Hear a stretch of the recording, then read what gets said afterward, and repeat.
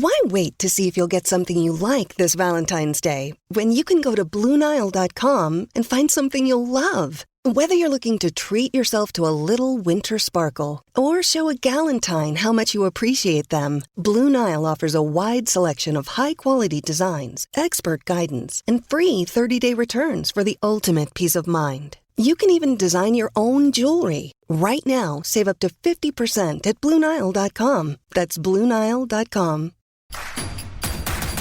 Introducing Royal Caribbean's newest ship, Icon of the Seas, the ultimate family vacation. The ultimate 6 slides, 8 neighborhoods, 0 compromise vacation.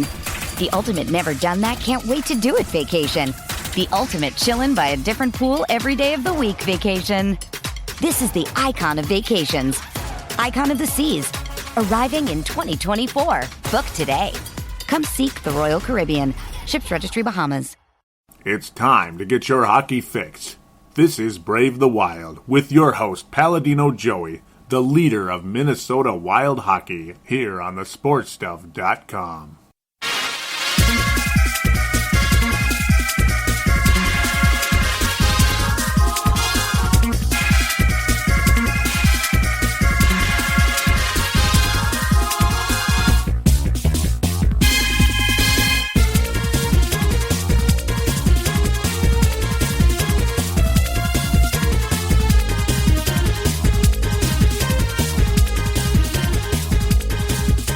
Hello again, hockey fans. Are you ready to brave the wild? With me, your host, Paladino Joey.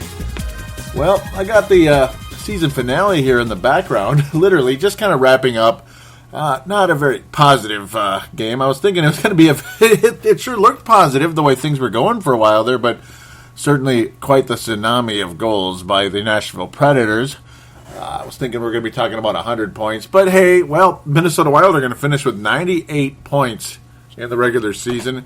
We're going to review the final 3 games of the regular season, and yes, of course, the Minnesota Wild will be the, well, you can call it this, what the 7th seed would be in the NHL playoffs.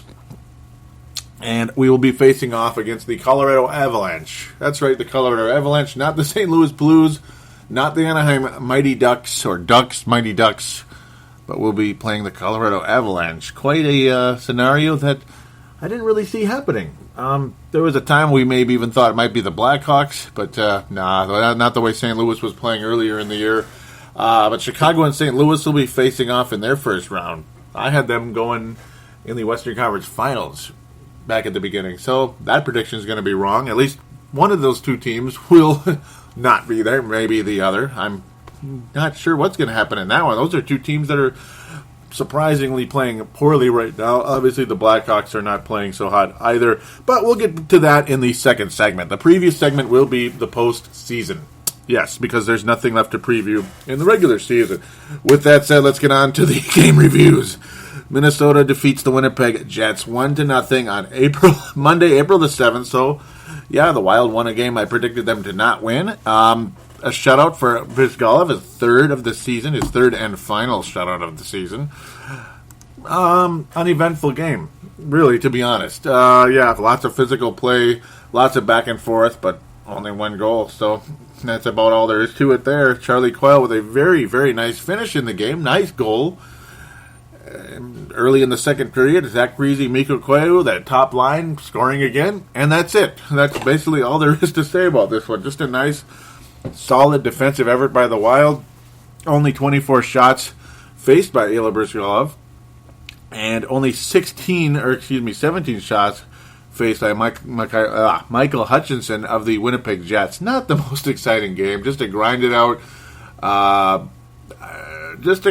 game. I mean, that's about all there is to it. I'm going to keep some of the reviews brief because we're getting more into the postseason here, and this game was so boring. So we're going to move on very quickly from that one. Minnesota Wild trailing 7-3 as we speak. About 2 minutes remaining in the game.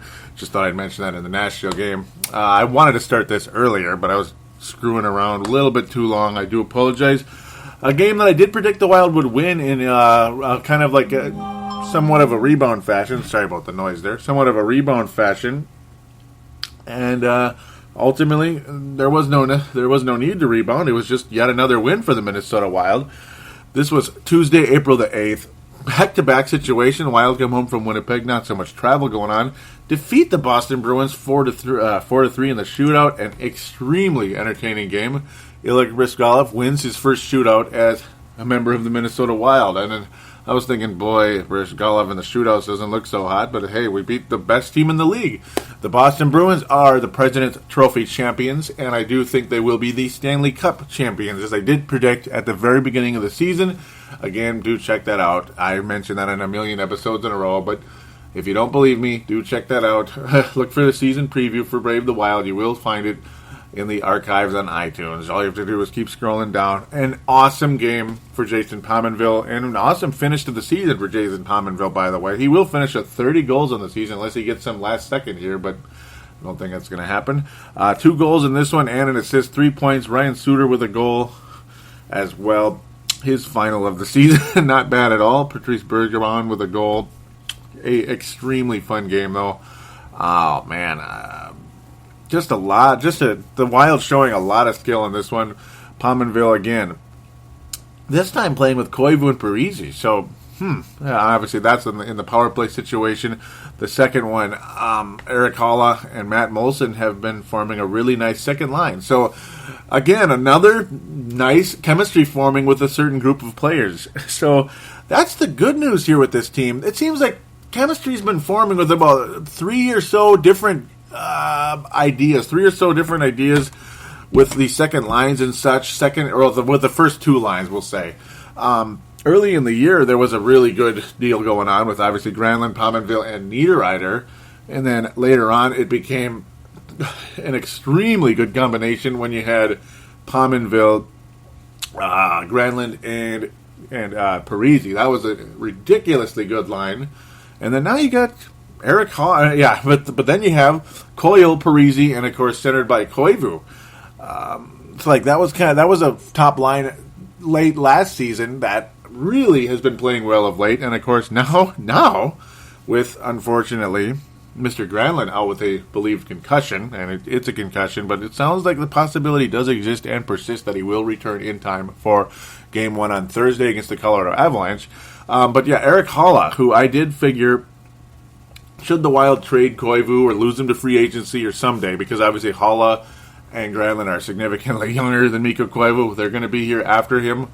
That Eric Halla will be the second-line center for the Minnesota Wild, ultimately. And there he is on the second line, and he's been playing extremely well with Pominville and Molson. So there you go, 29th goal of the year for Jason Pominville in that situation, in full strength, 5-on-5, not a power play situation. That's why you had Pominville, Koivu, and Parise together.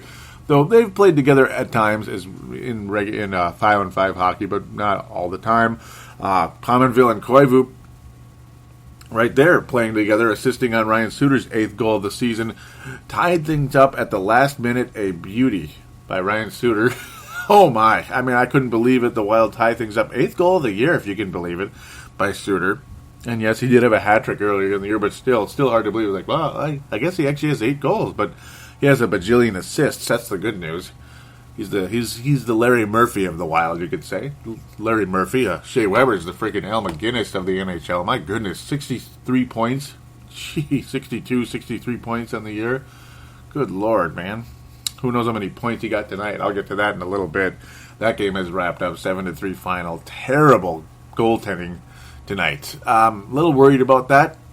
And we'll talk very briefly about a certain other goaltender that also was the top goalie in the country collegiately.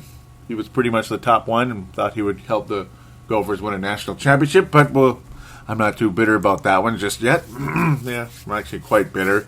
But first we'll get to the positive. We'll continue on with the positives. Thursday, April the 10th, I was like, yeah, the Wild aren't going to beat St. Louis. They never do, whatever. But maybe they will. I can't remember if I picked them to win or not. It doesn't matter. The fact of the matter is, John Curry started. He was the 5th starting goalie for this season, and he actually played in tonight's Nashville game as well and gave up 2 more goals after Bryzgalov gave up a whopping 5 goals tonight, which is really bad timing, and I'm a little bit worried about that. I hope it's not a harbinger for things to come. It could be a very, very short postseason if that is the case. But anyhow, well, I'm sure I don't even know where to go with that. But John Curry only giving up 2 goals, a 4-2 victory for the Minnesota Wild in a game that was overshadowed a bit by a lot of hockey fans here in Minnesota. I tried to keep track of both games as best I could because the Minnesota Golden Gophers were in the Frozen Four in the semifinal game overall, and that was, not much more entertaining than the Winnipeg game for the Minnesota Wild. A 2-1 game. The really exciting part was the finish in that one for the Gophers. A goal that was scored with less than a second remaining. It was unbelievable. Very exciting. Thought, there we go. Wilcox is unstoppable, greatest goalie in the world, at the collegiate level anyway. We'll see about after that. But unbelievable. Gophers are going to win the national championship because at least Boston College isn't there. Union, they're just kind of new to this whole championship game thing. So we'll continue on that shortly. But John Curry with a very, very good game, facing 43 shots, facing 45 shots, stopping 43. Incredible. Save percentage about 96%. Nice job by John Curry. I barely even know who the heck he is, to be honest with you. He got the number 1 star for this game. Kyle Brodziak, on a night where Kyle Brodziak got 2 goals. Matt Cook got 2 assists. The third line standing out in this one. Nito Ryder and Jonathan Blum. And Matt Cook, of course, getting together on the first goal of the game. St. Louis tying things up. Brodziak scoring his first goal. Third line taking control of things. Danny Heatley actually played in this one, and he assisted along with Eric Holla on Matt Molson's go-ahead 3-2 goal late in the second period, which gave the Wild the lead. And then Kyle Brodziak wrapping things up. Ultimately, early in the third period, but you get the idea. It's like he ultimately wrapped up the whole scoring, and then the Wild just put the clamps on, and John Curry faced a bajillion shots by St. Louis. But, Kyle Brodziak with a multi-goal game, and Christian Folin with his first point in the National Hockey League. And this is not long after his team was eliminated in the NCAA tournament. And welcome to the Minnesota Wild, Christian Folin. Yes. We'll see how things go there. Really looking forward to his career. A fellow Swede, a la Jonas Brodin. So there you go, Christian Folin. Welcome to the Minnesota Wild, number 5. Unfortunately, ineligible for the postseason due to, I guess some rules in the collective bargaining agreement, I guess. Obviously too late. Yeah, it's because he was signed too late. You can't just bring in some college hockey star and have an advantage at the last second. It's one of those things. And not that I believe Folin would be the superstar right out of the gate, but we'll see.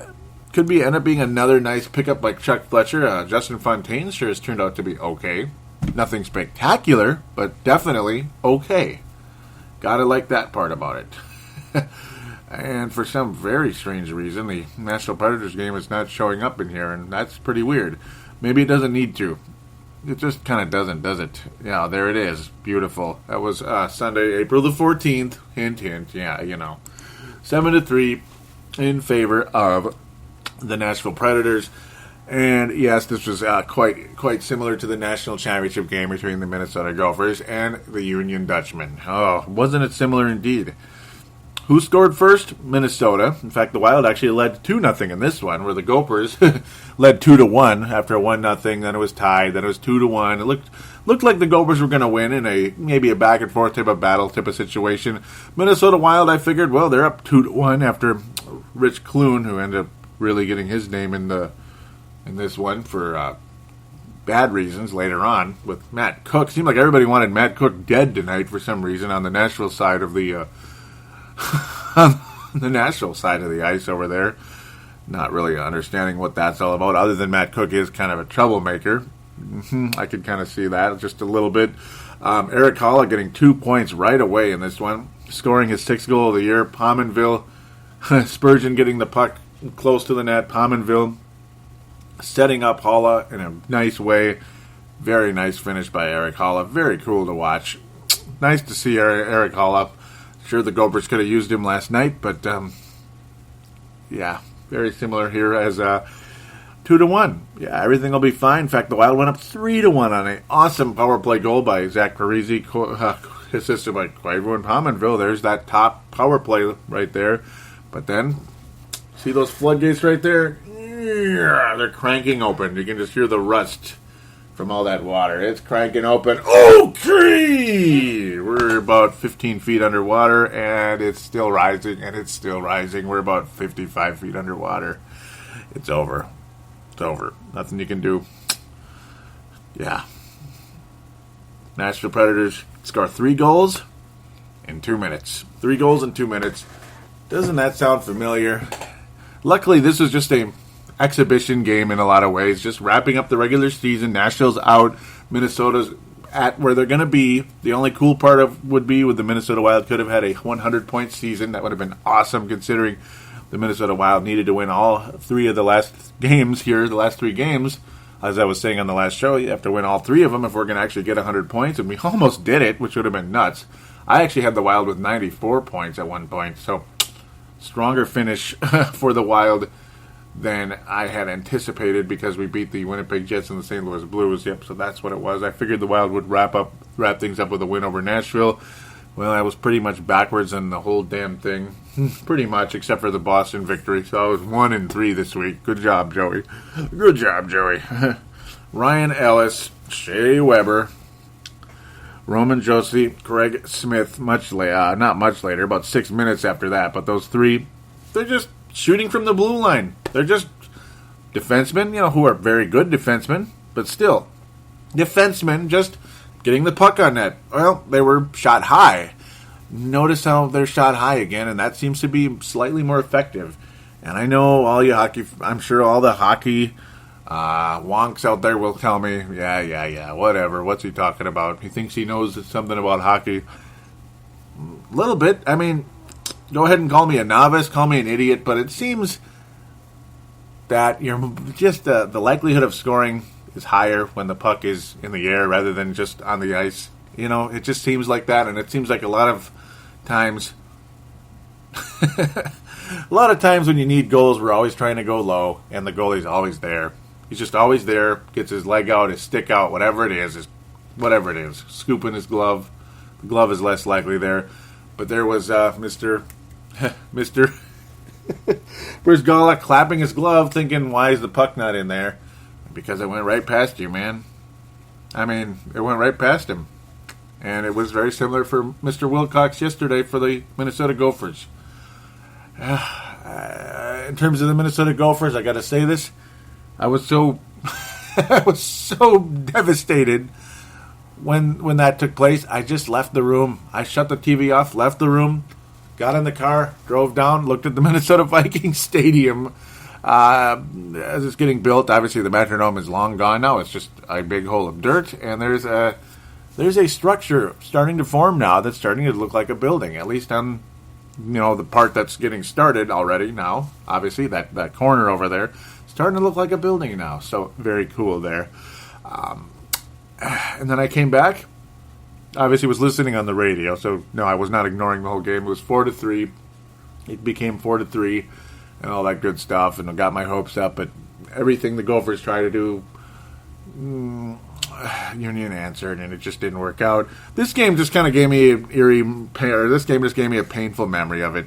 Nashville just scored. They scored 6 consecutive goals, if you can believe it. Brizgalov was horrible. Craig Smith's shot, quite similar to the others, just right past him. Whatever, man. Craig Smith scored again much later to make it 7-3. John Croc beat Curry as well to make it 6-3 a few minutes before Craig Smith got his second goal of the year, or game of the 24th of the year. I'm a little bit worried with the goaltending here going into the playoffs. To think of how confident a lot of us were going in, and I was one of us. I was confident that we had competent goalies. And yes, Eric Haula has 7 points in his last 7 games. That's extremely encouraging. Gotta love that. So even if Mikhail Granlund, who is about as MVP-like as you can get on this team, he's one of the MVPs of this team. Even if he's out, you do have a guy who apparently is very competent to be a second-line center on this team. That's all. That's all thanks to Chuck Fletcher and his great drafting ability, Mikael Granlund and Erik Haula. So the loss of Matt Cullen, who's also related to tonight's game, being a part of those Nashville Predators and got a penalty at one point in this one. The loss of Cullen, not really the blow, not nearly as painful as it could have been. Definitely not, because it opened the door for Granlund to be the second line center rather than like the fourth, and the versatility of Erik Haula to not only be the second line center but to be the fourth as well. It doesn't hinder Erik Haula's development being the fourth line center, and where he's a very good defensive player, so he can play the fourth line where Granlund could not. So that all looked good. This not so much of a detailed game review situation here in this one because, well, I mean, it's fun that the Wild won a lot of games, and that Boston game was a blast. That really was. And tonight's game looked like it was on its way to being that. But it kind of had a little bit of Union and Minnesota Gophers all over this one. Score awfully similar, and it's like, what the hell's going on here? What the hell's going on here? It's like the goalies just were out of it. The Wild defenseman, not as bad as the Gophers. But, yeah, you can just feel it. I got to get this Gopher thing out of my head right now, and I don't want to put a dark cloud on the Wild's future going into the postseason. But hope to God this was a mirage and not a trend, because, boy, oh boy, the goalie situation with Brizgalov looked like it was going to be okay going into the postseason. A lot of us were scared a couple weeks ago, like, boy, we're dead meat, because we don't have a goalie at all. Kemper just sucks now, and now he's actually hurt. Brizgalov's undependable. Harding is, well, MS, and of course Backstrom is just done. And he's hurt, obviously. He's out for the year anyway, but he's not good anymore anyway. He's washed up. So it's like, boy, oh boy, go John Curry. No. Hope to God that Brizgalov can get things in order very, very quickly. With that said, end the game reviews, end the regular season. And, of course, we will do a regular season wrap-up after the Stanley Cup Finals, a full-blown bow on the whole hockey season, regular season wrap-up, where we will have our most valuable player for the Minnesota Wild, our biggest surprise in a positive way, and it should be a player, not anything else, and your biggest disappointment. I will post that on the Facebook page for Brave the Wild, and there you go. I'll post that on there. And that's how it's going to be. So keep that in mind as things come around. We will be posting that on there and do add to that thread. Really want your guys' involvement in that. It's a lot of fun. Pick your MVP, biggest surprise, biggest disappointment. All right, end of segment. We'll be back to talk Stanley Cup playoff hockey right after this. I want to mention to you out there that Brave the Wild is now sponsored by Tallgrass Brewing. I deeply want to thank Tim and Barb for making this possible over at Tallgrass. Really appreciate you guys. I mean, 8-Bit Pale Ale. It is a can that is unmistakable. If you see Pac-Man licking his chops, you have found 8-Bit Pale Ale, and it is fantastic. I absolutely love it. It's the reason why I pursued Tallgrass to be a sponsor on this show and on my other shows, Purple Mafia, Timberwolves Explosion, Showtime, and T-Wolves. It is a fantastic beer, but also they have an IPA called Ethos, ETHOS. You will find that in the same stores as well. Liquor stores around here. I mean, very easy to find Tallgrass Brewing around this area, mostly in the central time zone except for Louisiana. So really recommend Tallgrass Brewing. Do check it out. There's Buffalo Sweat if you like stouts. And in the wintertime, I think there's still a couple stores that still have it, the Vanilla Bean Buffalo Sweat. So basically it's Buffalo Sweat with a vanilla flavor in it. Now they're bringing out their new summer brews as well, but there's also a lot of permanent ones, and highly recommend, again, 8-Bit Pale Ale and Ethos. Really, those are my two personal favorites from the company, but there's so many to try. Oasis as well. Gotta love that as well. Another IPA that they have brought out a couple years ago. Do recommend it. Do check it out and do enjoy. And we are back here on Brave the Wild. Well, you asked for it, you got it. It's playoff time. Stanley Cup playoffs preview. Rock and roll, rock and roll. The Minnesota Wild do face off against the Colorado Avalanche. Indeed, on Thursday, Game 1 will take place. Most likely, Ilya Bryzgalov will be the starting goalie. Most likely, even though things looking a little bit rough tonight. Again, hoping for the best there. But I'm going to very briefly go over the other matchups in the NHL just to get things squared away here in the Atlantic Division. So that's how the playoffs are set up now in divisions, just kind of like the old days with the Norris Division and such. So that's kind of cool. Boston Bruins versus the Detroit Red Wings. The Detroit Red Wings making their 24th straight postseason appearance, and if I'm wrong, I do apologize. Amazing. They just continue to make the playoffs. Rob Babcock keeps that team alive. Staying alive. Ha ha, staying alive. Could be a threat to the Boston Bruins, but I'm pretty sure the Bruins will survive. We'll see Montreal Canadiens and Tampa Bay Lightning. Tampa Bay's back. Gotta like that. I'll have Boston over Detroit. Montreal versus Tampa Bay. Montreal's not been too impressive in the playoffs of late, but you never know with them. Once in a while they'll go on a run, but I'm going to go with Tampa in that one. Pittsburgh Penguins versus Columbus Blue Jackets. Welcome back to the playoffs. Second playoff appearance, I believe, in franchise history for them. I will go with Pittsburgh in that series in about 5 games. Though I do think Columbus will represent fairly well. Who knows? Pittsburgh could implode. You never know, and they do have injuries. New York Rangers versus Philadelphia Flyers. Kind of classic. The Flyers made the playoffs. How about that?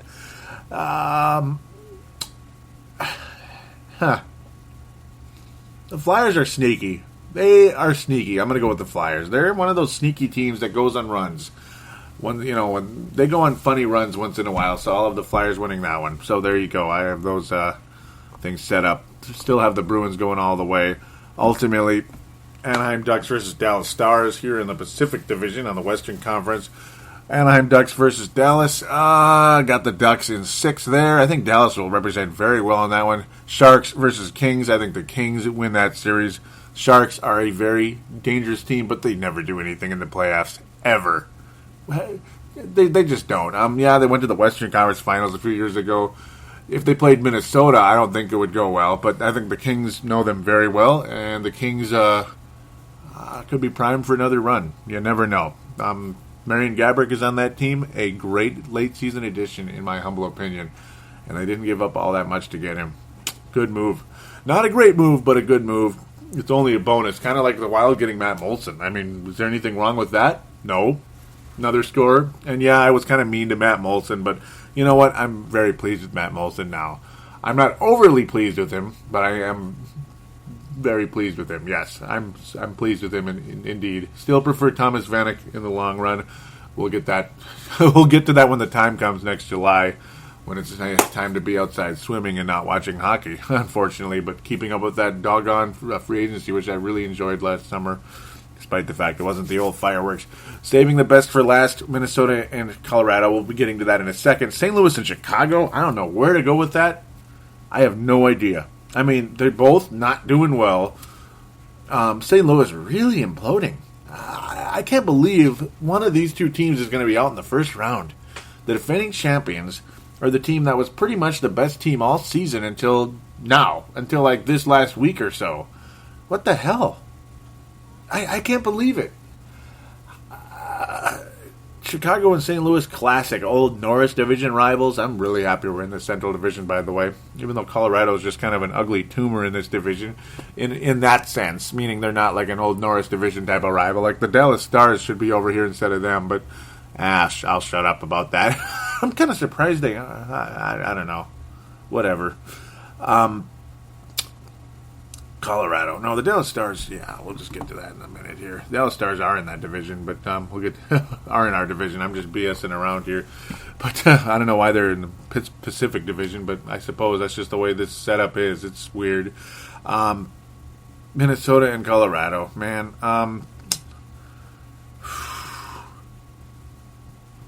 And first of all, I will go with... Well, I got to go with my prediction, because I have them going to the West, to the Stanley Cup Finals. I have St. Louis in 7 over Chicago in 7. It's going to be a rough series. It's going to be a mess, and it's going to hurt the Blues, I think, long term here. But Minnesota and Colorado, we start out in Of course, we're the road team, 7th seed in the Western Conference. What's going to happen in this series? Boy, it's tough. It's going to be tough. Colorado is, they're beatable, but they're not beatable. I mean, they're kind of like Union, if you know what I mean. Yeah, I mean, they kind of are, and I'm sorry I keep bringing that up. I know it's kind of gonna maybe get on people's nerves a little bit, but they kind of are. I mean, every time the Wild look like they're going to do something against them, bam, they scored again. Come on, That's what it was kind of like earlier in the season. I don't know why it's not showing the regular season matchups. Doggone it. I guess that's what happens, though, when it's the playoffs. Man. I should be showing those, but...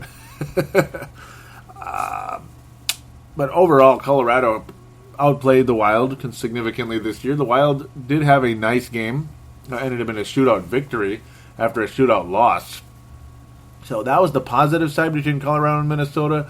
That little back-to-back sweep really pissed me off earlier in the year when Colorado took both of them. I was not happy about that. I don't really like this matchup very much. Patrick Waugh has just been amazing as a coach. Him and Rob Babcock have been really... Rob Babcock, what am I talking about? They've been... Coach, Patrick Waugh has been really, really good start. Off to a really good start to his coaching career. I mean, insane. They won 52 games this year. In hockey, that's damn good. In basketball, that's halfway decent. In hockey, it's freaking awesome. So, geez. With the Wild's goalie situation, I don't feel so comfortable in this one. I wish I could. I mean, Colorado's just stacked offensively. Our goalies are not good. That is just not a good situation right there. I love to pick the Wild to win this thing. Varlamov is a decent goalie, and he's been a decent goalie all year, and oh boy, not Shiger again. Oh no, that's the other thing that I really don't like about this. I forgot. John Sebastian Shiger. Oh man, he still haunts my dreams. When the Minnesota Wild had that chance to go all the way that year back in 2003. Can the Wild do it again? Can they do it again? Could Patrick Waugh's presence behind the bench there, could Patrick Waugh's presence behind the bench give the Wild some magic again, just like 2003? Could it be? Oh, man, I hope so. But Colorado, I mean, yeah, they're like, nobody's like scoring out of the... Nobody this year is really tearing it up on Colorado. In terms of, like, there's nobody with 80 points. In fact, their leading scorer has 70 because he missed some games, that being Matt Duchene. Ryan O'Reilly had 64 points in 79 games. Landskog, 65 points in 80 games. So they're not as lethal at the top as... They're not as lethal at the top as you would think, but they're lethal in terms of, like, they have 5 players with 60 points. That's crazy. Eric Johnson is a defenseman with 39 points, of course, the former one-and-done Gopher. Yeah, I got to stop talking about the Gophers. I just can't take it right now. That's a very good Colorado team that's only going to keep getting better. Varlamov was pretty good against the Wild earlier this year. Jean-Sebastien Giguère is the Wild killer of all time, and I do think we will see his face in at least one or two of these playoff games. I got a good feeling it's going to happen, even though Varlamov is their main guy. And he's been significantly better. But Patrick Waugh knows what he's doing. And I think he has a pretty good idea who Jean-Sebastien Giguère is and what he's meant to the Wild. Because he got to the Wild earlier this season again. I mean, the Wild just never beat that guy. So hopefully Patrick Waugh doesn't go there. We'll see. We will see. As of right now, though, I'm kind of leaning, unfortunately, to a Colorado victory in this series. I don't want to say that, but right now it's kind of looking like Avalanche in like 6. But you never know. You never do know. You just hope and pray for the best in this one. Don't like the matchup, though. I would have rather played St. Louis, which is really crazy because they're reeling right now. They are classic chokes in the postseason. With Patrick Waugh behind the bench and this new, completely different group of players, they're a great unknown when it comes to the postseason. What if they're clutch as hell and they go on and win the Stanley Cup? They might. They might. the first championship the Blackhawks won, they were not the number one seed that year. So back in 2010, we were one of the top seeds, and Colorado is one of the top seeds. They were one of them. You know what I'm saying? So they were one of like the top 4 or 5 teams in the league that year. But they weren't the number one overall seed that year. So you never know. Colorado could go all the way. I'm not picking that, but just saying. You give them a chance. I mean, once they get their first shot at the playoffs, who knows what they're going to do? Anything can happen. And the good news is anything can happen on the Wild side as well. But I'm just, I'm not feeling it yet. But we'll be doing multiple shows in this series. I gotta hope. I'll be back here doing some podcasts, keeping up with this series as best possible. So, let's just exactly see where we're going here with the schedule. Because I do know Game 1 is Thursday. I hate this thing. It's the worst laptop in the world, but yeah, it really is. It sucks, but it is what it is in a lot of ways. Again, it's a matchup that I want to pick a victory, but I just don't know exactly what's going to happen in this one. It's going to be a tough son of a gun. Here we go. Thursday, April 17th, Saturday, April 19th. So we'll only be about 2 games in between the next show. So that's the good part in a big way. So I'll be keeping up with this one. Hopefully the Wild steal one of those 2 on the road. And I'm going to say the Wild do steal one of the 2 on the road. That's going to be my prediction. Which one? I don't know. And really, in the end, it doesn't matter. As long as you get one of the 2, momentum can shift in our direction. That's the hope. So with that, I will take a break. And we will continue to talk more playoff hockey in the not-too-distant future here. As you know, we're going to get to our wink, wink, North Stars memory and a wrap-up of the Iowa Wild. Just super brief. Just going to have a little, very, very brief wrap-up of the Iowa Wild. They're not doing well at all, unfortunately. It's been a pretty bad season in Iowa. So we'll get to that right after this.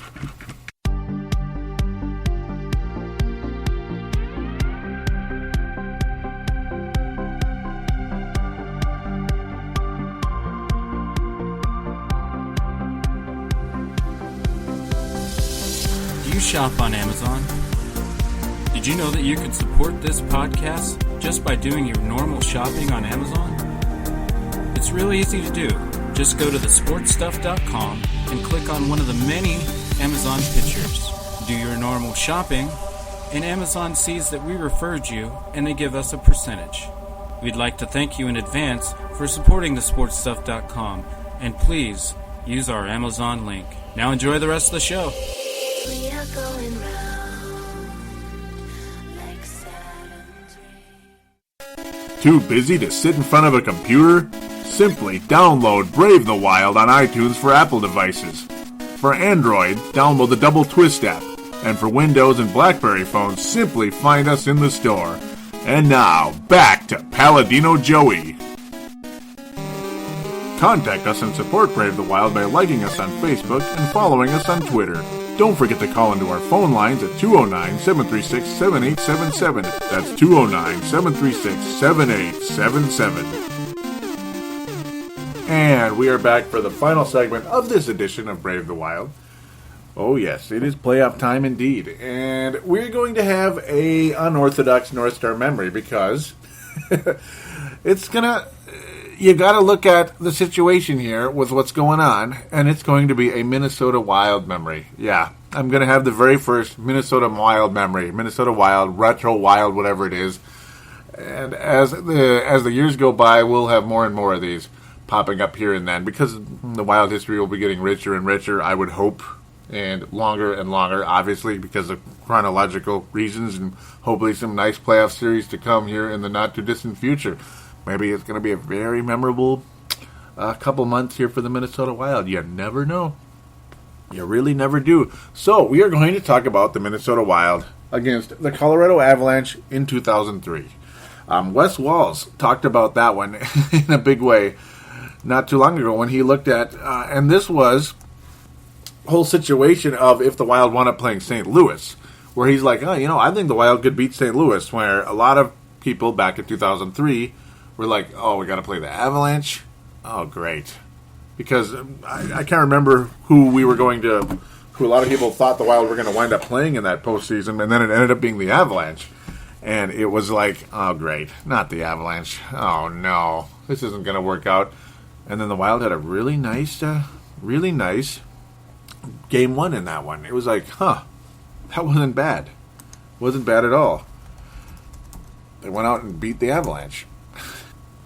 And ultimately won that game 4-2. A very steady game right there. Marian Gaborik looked good. And then the Wild returned to Colorado a couple nights later, lose that one 3-2. A fairly close game, but it just didn't work out. Then Colorado with a 3-0 win. Patrick Waugh with a shutout, putting them up 2-1, unfortunately. And the Wild lose 3-1 in Xcel Energy Center. Back-to-back losses at home, and it's like, well, so much for the Minnesota Wild season. Pardon me if there's crackling noises, but it's been great. It's been great. At least we made the postseason. Everything's going to be fine, I guess. Whatever. It'll be okay. I guess we'll find a way to... we'll just have to find something else to do, I guess. The Wolves are in the playoffs, so they'll probably lose in the first round. I mean, it's like, whatever. But at least we got here. Oh, goody.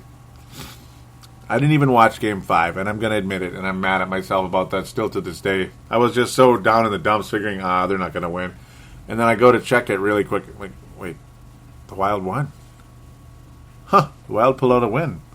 It was only 3-2. For some reason, I remember it being higher scoring than that, but 3-2, the Wild win. Okay, now they're coming back home. Oh, the Wild win again on a late goal by Richard Park. I still remember it very well. Unbelievable. The Wild win and go to Game 7. And then that game goes into overtime, if you can believe it. Colorado have been kicking our ass the whole night, or at least peppering Dwayne Rolston. That was who it was. We started off with Manny, went to Rolston at this point. Rolston carried us in this one. Looked, was getting peppered, was getting his butt kicked, and then all of a sudden, Andrew Brunette just gets the puck and starts skating. And he starts, noticing there's he's got a little bit of a, maybe he can attempt a little shot here, get the puck on net.